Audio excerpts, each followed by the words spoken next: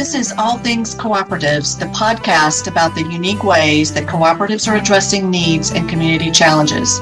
I'm your host, Deb Troca, Executive Director of the Indiana Cooperative Development Center.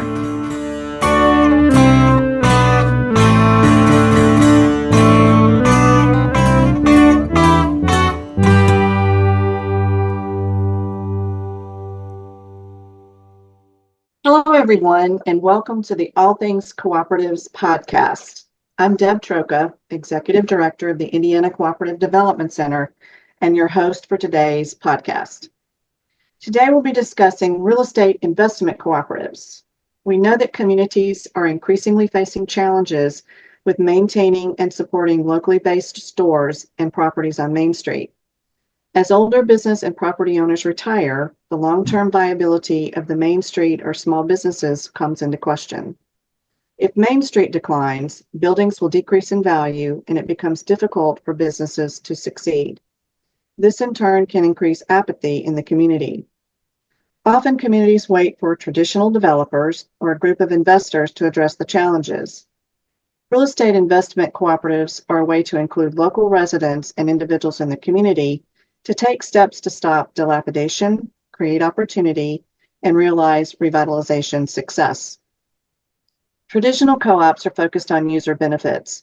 A real estate investment cooperative is focused on community benefit. The investment cooperative is an innovative approach to working together to make things happen.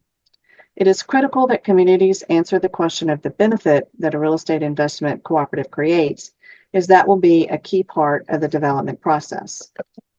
My guests today are Vesta Silva and David Miller with the Northwest Pennsylvania Investment Cooperative.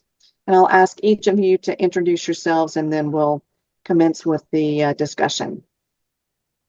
Thank you so much, Deb. We're really happy to be here. As you mentioned, I am Vesta Silva. I was the original founding board president of the Northwest Pennsylvania Investment Cooperative, and I'm happy to say the model is working so well that I'm now no longer the president, as we have our cooperative members stepping up and taking on lots of leadership roles.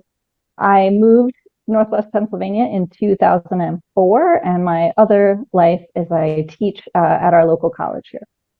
I'm David Miller. I'm a professor emeritus of English at Allegheny College, where I taught for, I've lost track of the years, probably close to 40. I arrived in Meadville about the mid-1980s and have loved the city and have been very engaged with various grassroots efforts, as well as serving 2 terms on the school board.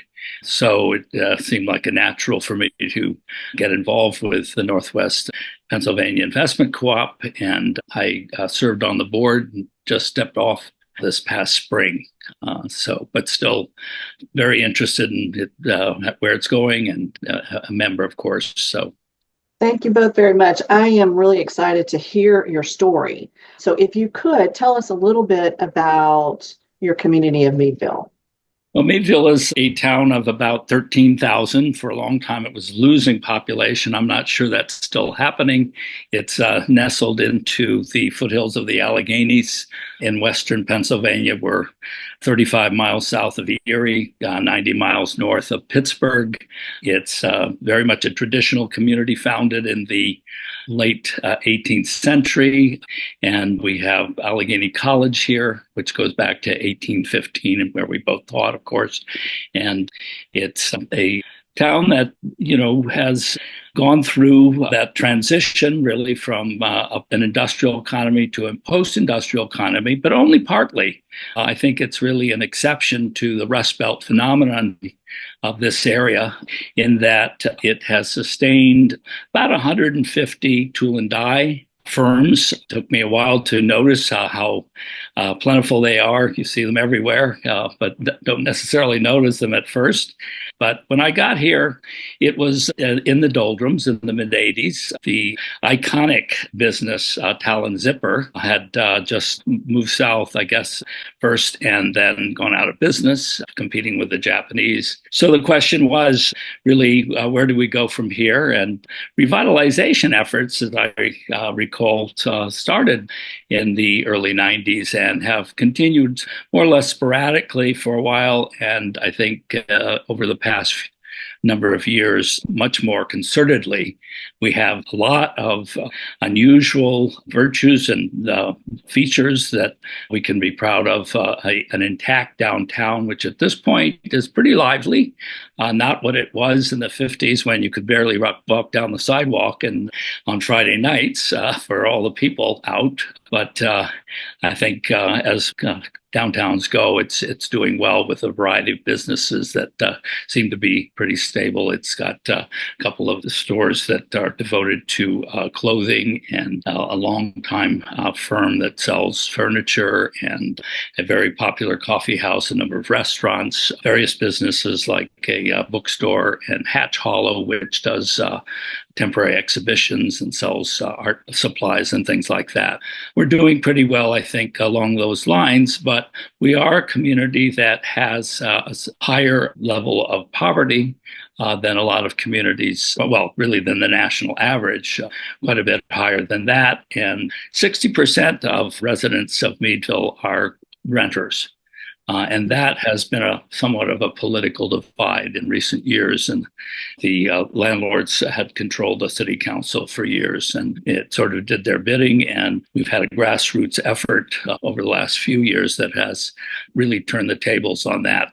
Now the tenants have 4 out of 5 seats on the city council, including the mayor's office. And so, we're moving toward, I think, or way, I should say, from the old way of doing things, guys who knew each other, right?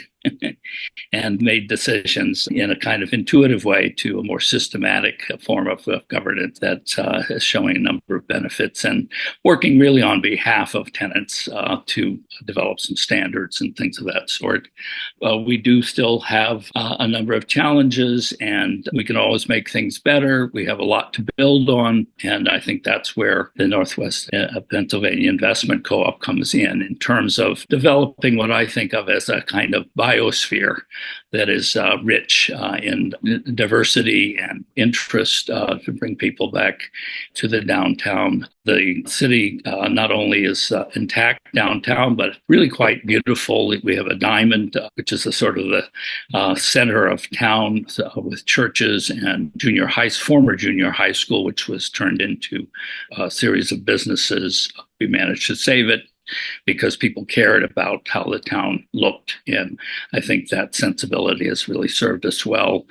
We have a market house, which is the longest serving market house in Pennsylvania and has been a center for organic farmers to sell their produce and so forth. And the Allegheny College is a presence. The Meadville Medical Center is the other big employer. We have a lot of retirees who are moving in. And the real estate situation, which was abysmal, or for those of us who moved in, wonderful. One of the cheapest, I'm sure, in the country is now on an upswing. There don't seem to be the plethora of for sale signs. So lots of things that make it an attractive place, and I think that will help us in the long run develop a more interesting downtown economy. Thank you. Vesta, anything to add?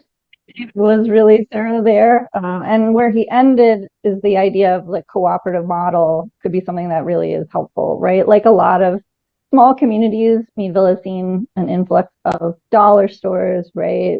The Walmart is a big anchor institution now in town. And so as you see these kinds of big box businesses becoming more and more prevalent, that's, I think, a real opportunity for co-ops to come in and transform the downtown landscape a little bit. So when you started on this journey, were you aware of the co-op business model? And if not, or if you were, how did you determine that that was the best path forward?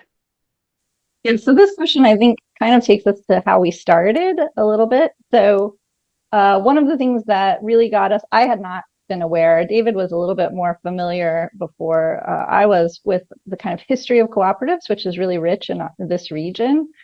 But a colleague of ours had brought in a speaker from Minnesota who was talking about an investment cooperative that had been started outside of Minneapolis. And that cooperative was incredibly inspiring to us. In fact, we've modeled ourselves in many ways after the work that they had done there in Northeast. Like Meadville, they were facing that sense that big developers who didn't really care about the area were often owning most of the commercial real estate, that small businesses who didn't have access to traditional sources of capital were often squeezed out, and they wanted to do something about it. And as we listened to the speaker, we realized, oh my gosh, there are so many parallels between what Northeast is trying to do and what we in Meadville would like to do. And so a small group of us, about 4 of us, got together and said, there's no reason why we can't do this here. A little bit naive, perhaps, in that early optimism.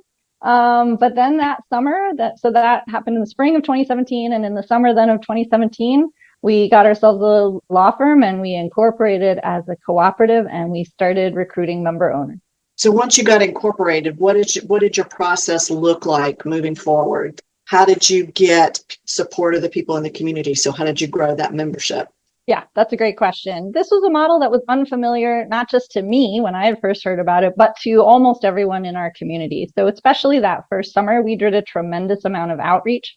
I went to every Rotary meeting, every Kiwanis meeting, every meeting of people that would have us. I held meetings at coffee shops. I held meetings at the school. I held meetings at the hospital, talking to different people about this model. And that was one of the big initial hurdles, was how do you succinctly explain the investment cooperative model to someone for whom that is a completely foreign idea, right? So for most people, real estate is either you have the money or you take out a loan and you buy the building and develop it and do whatever else. And this investment cooperative model where we cooperatively own and manage these properties, it simply wasn't something anybody had ever heard of. But one of the things that was really amazing that I realized as we were doing this early messaging is that this was a message that spoke across what are often really traditional political divides. Everyone in the community that I talked to, whether they became a member or not, agreed that we want a vibrant downtown. We want more small businesses. We want more of our community's wealth to stay with the members of the community and not be siphoned off to outside developers. Whatever their personal thoughts about anything else, everybody came forward and said, yes, this is something I can support, whether I become a member or not. I agree with what you're trying to do. And that was incredibly powerful. I don't know whether I can add to this, but yeah, I mean, there has been some tension through all of that of sort of political nature in terms of the business and manufacturing community and their interest in being, I mean, basically paternal, which they have a role they've been fulfilling for quite a while. When we brought in the Democracy Collaborative, there were 2 people who spoke about cooperatives at length twice, once at the college and once at the library, which has become quite a cultural center lately. And good number of people showed up at both of those, but including people from the business community who were specifically very suspicious and somewhat aggressive in their questioning of the whole need for cooperatives themselves, as opposed to, basically what the standing order is. And we do have a number of, fairly prominent business people who have joined the cooperative. We're hoping that that kind of process will continue and that will help to mitigate some of this suspicion. I know elsewhere that there have been very conservative communities that have adopted the cooperative model because they recognize what an economic driver it is. So, I guess that's partly just the ongoing effort to shift the focus of the culture in certain ways where people, with goodwill, and that's, I think, what Vesta's speaking to, can begin to talk across the aisle more productively. And we do have one person in particular who was the owner of Channel Lock, not Channel Lock, I'm sorry.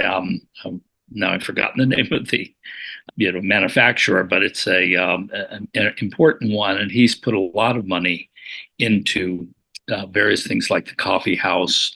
There's a a yoga salon that we have. He's now working on bringing back what was known as an independent lumber company that's sat basically moldering for the last 30 or 40 years, turning that into a kind of cultural center over in Fifth Ward, which is one of our poorer sections of town. So people over there are very excited. There'll be a theater, there'll be a restaurant, various other kinds of things. He's also done a distillery. So these things, he's often scooped us, or more than once, because he has the ready money. And yet I think it's really turning into, more of a friendly kind of relation.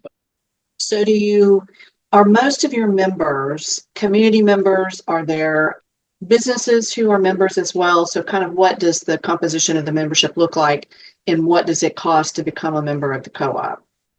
Yeah, these are great questions. And these are things we thought a lot about at the beginning, especially cost of membership. As David mentioned, we are in an economically low resource area.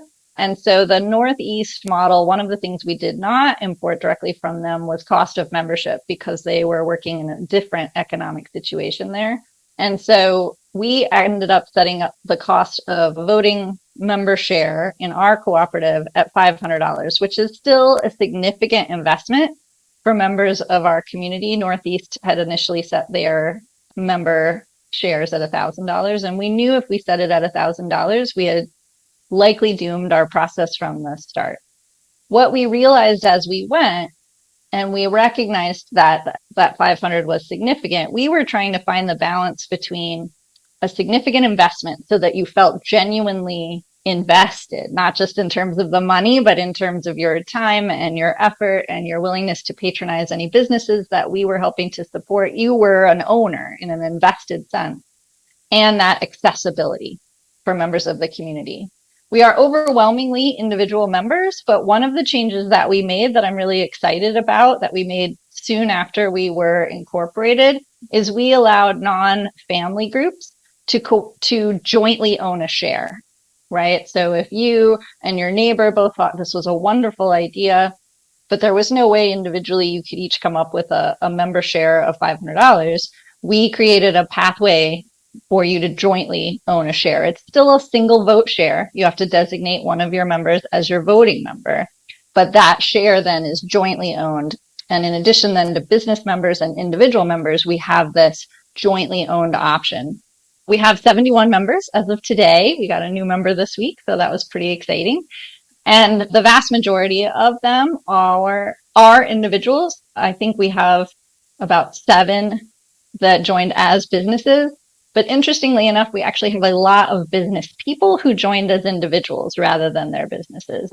So we do see a lot of overlap there in terms of individuals who own businesses in town, but joining as an individual member rather than a business member. And we welcome them in. We've had a tremendous amount of expertise then come into the co-op as these small business owners come in and share their experiences. And we've always felt that one of the missions of a co-op like ours is to nurture and mentor, when appropriate, small business owners who are maybe just starting out, right? And so the more expertise that we have in the co-op membership, the more we're able to provide that kind of outreach. One of our first business members owns a printing shop in town. He did all of our initial flyers and everything as part of the cooperative, but he was also incredibly influential in talking to prospective business owners and talking about, what did it mean to own a business in a tiny town like this? And how can we help them make the most of their business opportunities? So over time, so you said you started organizing in 2017 and Right. incorporated in that same year. So over that time frame, have you seen less resistance across that political divide, and with larger businesses being skeptical of what you guys were up to? It's a really interesting question. I think the answer is both yes and no. Yes, in the sense that we've recently seen, as David was mentioning, a more cordial relationship between more traditional developers like the one that he was describing and the cooperative. So I think in that sense, they're recognizing us as a force that's trying to do good in the community. Interestingly enough, though, as we have grown, the work of other cooperatives in town has also grown. And oftentimes the people doing that kind of organizing and that membership are also the people advocating for renters' rights, right? And advocating for the school board to be aware of issues that matter, right? To marginalized communities and communities that are not seen as empowered. And so in some ways, I think we've seen resistance to new ideas dig in a little bit, even as we perhaps are now getting more invited to the table, right? So that's why I view it as a kind of yes and no. And David is part of other groups that might be able to speak more as to how he's seen that play out. Well, yeah, I mean, it's always, interesting to see where your opposition emerges. And I was on, for instance, the climate action plan that we developed over a course of about 2 years. I also got involved in sort of a solar initiative as a offshoot of that. But I spent a lot of time trying to talk to the business community and the manufacturing people. There were a few of them who showed slight interest, but when push came to shove, they just didn't follow through. So, that's the question is maybe they'll tolerate this, but will they actually get involved at some level, see the financial benefits of it, larger economic benefits for the community? They have, in many ways, a different kind of economic analysis they're coming from. So it's tricky. And I have to say, in the long run, while we had initial interest from nonprofits, that again, when push came to shove, they didn't come through with the possibility of doing solar installation, for instance. And it frames some of our work as well, that it's probably going to take some time for that shift to really set in and get people behind us. But meanwhile, Common Roots is another kind of cooperative in town that has been more and more successful getting grants. And again, they're fixing up houses and renting them to people as landlords. And that's what we serve as too, to be very good landlords. Now that we have one property, I guess we can go into that. But we're practicing being the most gentle, friendly, and helpful landlord we can be to the outfit that moved into our property. And my sense is that in the long run, that has a positive effect. And I think the tide has definitely turned somewhat toward sympathy for what Common Roots has been doing and real support for that as well. So they're a good model for us to think about. I'm going to follow up on the property that you bought, but I have one quick question about membership. You both worked at the university, so I'm curious as to whether you have seen a lot of interest in younger members of the community who came out of the university or are part of the university in the cooperative business model, and in particular, what you're trying to do here with the real estate investment co-op. We actually have a great story about that, Deb. Our current board president is a graduate of the college in town and was one of our founding members. And is on the city council and is one of those people transforming the community. She is without a doubt become a force within the community and within our cooperative, but understood at a much larger level, right? Running community conversations to talk about community priorities even before she was on city council. I would not say that there is a lot, like a lot of small towns, right? Many people after they graduate find their way to larger cities simply for economic opportunity. But we are starting to see students invest their time while they're here and wonder about the possibilities. And we now have quite a few who work with the cooperative or with Common Roots while they're here, who stay connected to the community, even if their job takes them away. And of course, we've seen several now actually choose to make Meadville their home, not just our board president, but several other individuals as well. And that's incredibly exciting. The future of our community is with these people, right? David and I, are a little bit older, but these are the people who are going to grow. So one of the places I was talking about our model was with the bank, who we bank with as a cooperative. And the woman I was chatting with was like, I don't know what this means. What is it that you do? And I explained to her our work. And she said, my kids all imagine they have to move away. If you guys are successful, could this open up a possibility for them to follow their entrepreneurial dreams and stay here in Meadville, right? And raise their own families here and keep that incredibly vital resource of the younger people in our community here locally. And, we don't know that that's the outcome that we might get, but I think that's a really big dream that we can connect to because we are particularly focused, as David said, in being supportive landlords. So we're looking for that first time entrepreneur. We're looking for that business that doesn't already have 3 locations somewhere else, right? But they have a solid plan and a dream and a desire to be part of this community. That's awesome. One of the biggest factors in terms of the sustaining of the revitalization effort, because students always played a role, but they came and went.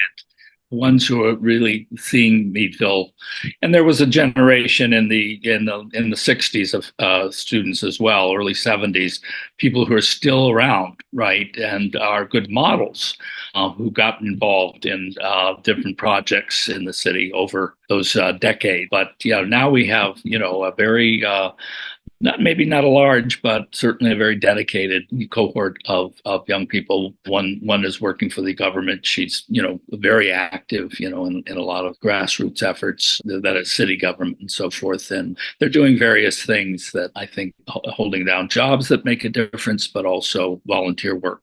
So can you tell us about the building that you own, how you chose that building?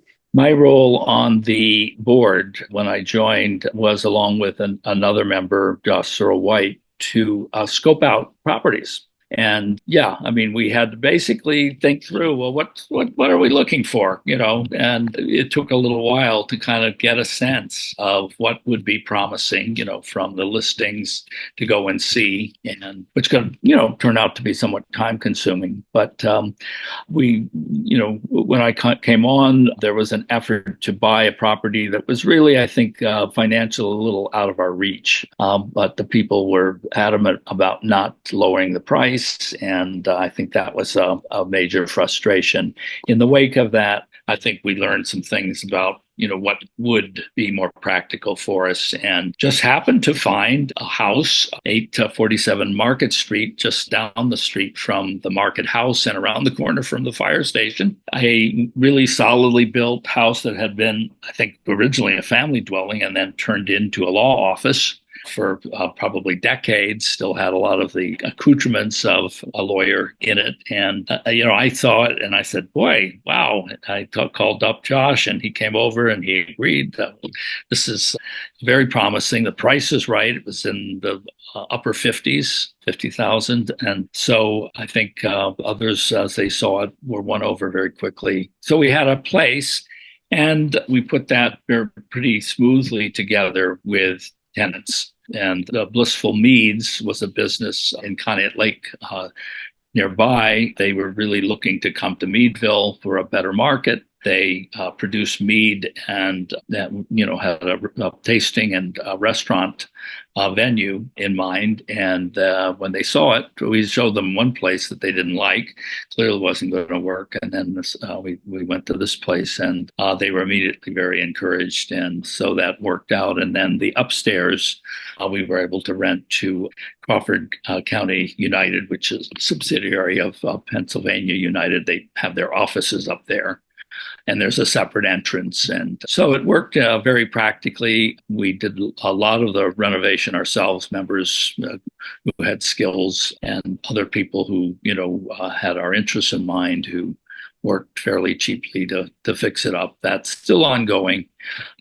Autumn, who was the person we were talking about, I guess the head of the board, and I spent 2 hours at one point sitting down with the owner of Blissful Meads and the staff and having a very friendly conversation about policies and deadlines and what they needed, what their ambitions were.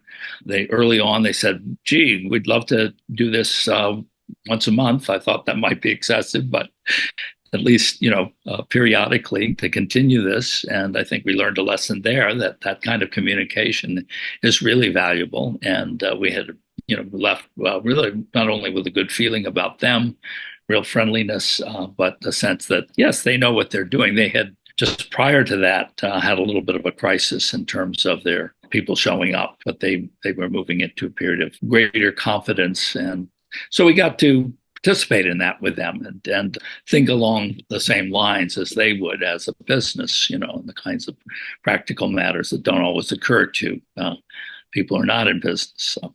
Just to build on that really quickly, to give a really concrete example, Blissful Meads had a production facility, but no tasting room and no restaurant. They were working at like summer festivals and things to get their product out.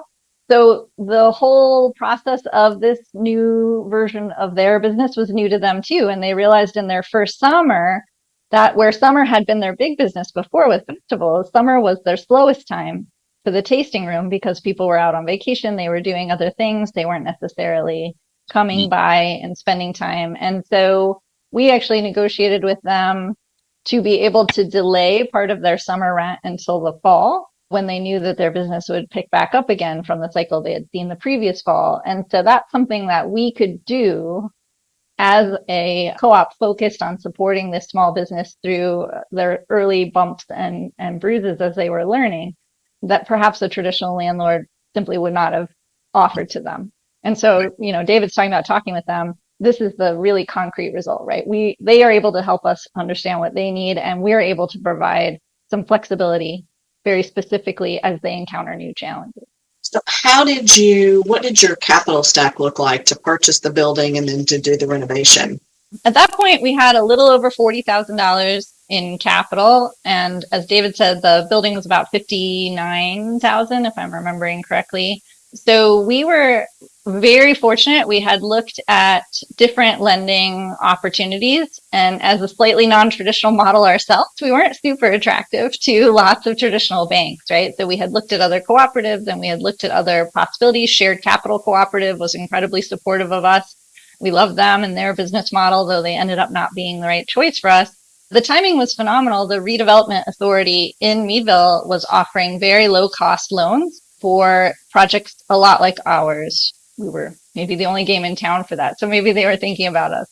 So we were able to borrow then an additional $50,000 at 2.9% over a 10-year term, which then helped to fund the renovation, right? Because even doing a lot of the work ourselves, it was still relatively costly. And of course, we needed professionals to do things like the bathroom renovation and making it ADA compliant and any of the safety sorts of elements, right? With like electricity and wiring and those kinds of things. It's an older home. There was a lot of old wiring that needed to be taken out and redone. So we needed people who had that very specific expertise. And so, yeah, that was how we funded the initial purchase and renovation. So if you could provide advice to another community that was thinking about doing something similar, what advice would you give them? What kinds of things to watch out for? What would you do differently? I don't think we made any real mistakes at any point. I think, it was a learning process, and I think it took a lot of time. And, I have to say I wavered sometimes. The amount of work, that went into it on the part of people on the board. Getting other members involved, I think, was a big challenge. And people are busy these days, and there was always a core group of people who were willing to step forth. But with that many members, I think it was difficult to really count on. When you have something really finite to do, on the other hand, like renovate a new property, people do show up. There are lots of, weekly kinds of things to do, and some of us would have appreciated a little bit more participation. I think that's one thing that we might have spelled out early on to members as part of what we were looking for. But of course, you never want to discourage people either. I think that the general lesson is it takes time. You just have to be patient and you have to keep at it. And, it's a process that really the pleasure is really intrinsic to the process, regardless of the product, and does bring people together and with a common sense of purpose. And I think that larger question of promoting the cooperative model and what it offers is an important one for communities because cooperatives have always been with us, obviously, but most people haven't been all that aware of how prominent they have been. And large companies turn out to be cooperatives, so educating people about that, but also the advantages. And we had some interesting forums early on that brought membership in. I can't remember the author who had written a book on cooperatives, but we had a Zoom meeting with him that I think was quite interesting, where people were able to ask questions, and people who'd actually read his book, so informed questions. So education really, I think, is crucial to this as it is to everything. Yeah, and just to pick up a little bit on that point, the book group that David is talking about would be one of my main lessons for other individuals who maybe are thinking about working in this area, to recognize that it is probably going to take longer than you would like or that you would expect, right? We purchased our property in 2021 after starting in 2017. It's probably going to take longer than you'd like to get to that first property, maybe not that 4-year span, but it's going to take more time than you might expect. So getting involved in your local community earlier with smaller ways. So the book group that David is talking about, we had several, I guess you could call them kind of field trips to other cooperatives in the region to talk with them and to learn from them and to hear what they had been doing, not in real estate investment cooperatives, because there weren't any others at that time that were close enough for us to drive easily to in a day, right? Northeast is pretty far. But we did these kinds of field trips. We also became a trustee on Kiva, which is a lending platform that gives zero interest loans to small businesses around the world and individuals working in small businesses. And as a trustee, we were able to support entrepreneurs before we were able to support them with the property. And so we became known as people who were trying to look out for the business. We met with business leaders. We did a tremendous amount of outreach. We went to community markets and second Saturdays and talked to people. This idea of just continually getting involved, getting your message out, but also trying to do things that benefit members of the community as early as you can, because it's going to take a while to get the property, to get it ready to go, to find the right entrepreneur. That's also a balancing act, as David alluded to in the story before, finding the right property for that right business. And so as you work toward that, to avoid getting discouraged, take on these smaller things that you can do from the beginning. At least for us, that's been really crucial in helping us stay focused, stay invested, stay with the cooperative project in the long term. Thank you so much. Any last comments before we wrap up our discussion today? I just want to say to any communities that are thinking about this, yes, it's been challenging. Yes, it's been hard, but it's also been so incredibly rewarding to see the possibilities of a community where, like, I was sitting there thinking, I would love to help, but I'm not a developer. I don't have $1 million or even $100,000 just sitting around that I can do anything with. So what can I do? And the thing that got me invested was that this let me take on that role in a way that was realistic for, a family with, just a regular everyday income, and not somebody like we've been talking about, right, who has all of this long-term capital that they can work with. So it is worth it. It's a wonderful model if you can get it started. It just takes some time to show people what you can do. But when you do, and you actually purchase that first property and that business is started and they've got customers and they say, hey, the customer goes in and says, you know what, I'm a member of the co-op. I help make this happen. It's just incredible. And I just add, initiatives like yours, I think, are very, very useful. And some of us did take a year-long series, I guess, of podcasts through Autumn, who was working for Keystone Foundation. I can't remember exactly what the name is. People from different regions involved with cooperatives would talk about them. But it's nice to zero in on a particular kind of cooperative that you're interested in, as in this session, because too often, people were talking about something that was not really all that relevant to what we were doing here in Meadville. Well, thank you both, David and Vesta. I really, really appreciate your time today and talking to us about the exciting work that's happening in Meadville, Pennsylvania, and we wish you the very best of luck. Thank you. Thank you so much, Deb. Have a great day. You too. You've been listening to All Things Cooperatives, the podcast about the unique ways that cooperatives are addressing needs and community challenges. This podcast is copyrighted 2024 by the Indiana Cooperative Development Center, which retains all rights to the content. The podcast was produced by Lee Llewellyn at FOS Studios in Carmel, Indiana. Theme music was written and performed by Lee Llewellyn.